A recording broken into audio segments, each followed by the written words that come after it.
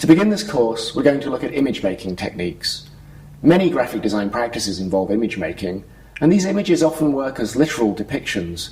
The image represents the thing itself, and we call these kind of images denotative images. For instance, let's say I make an image of an apple. It sounds simple, but how that apple is represented can say a lot to the viewer.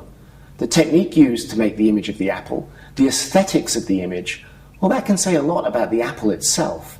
It can make the apple look healthy and delicious, or rotten and disgusting. So how the image is made becomes very important. The designed image says something about the actual object, about what kind of apple it is. The designer is adding extra information and communicating that information to the viewer, and this can have a big effect. In this case, it might make the difference between whether you want to eat the apple or not. It gets more complicated as you begin to change that denotative or archetypal image and pair that image with other elements.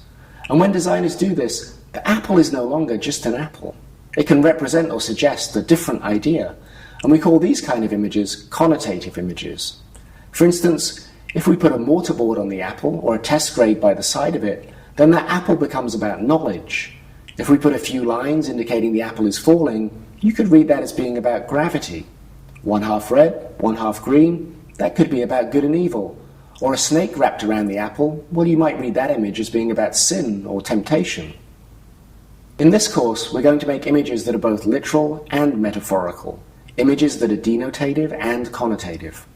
We're going to look at some of the formal strategies and techniques used in image making, and we're going to do this with a spirit of experimentation and embracing ideas of process. And what this means is we aren't necessarily looking to see who can draw the most perfect apple. Graphic design isn't always about perfection. Quite often it's more about making the unexpected or the original.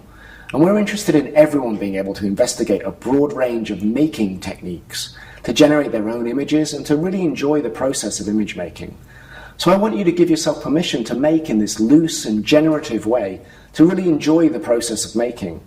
I think you'll make some images that will be beautiful, successful, and surprising.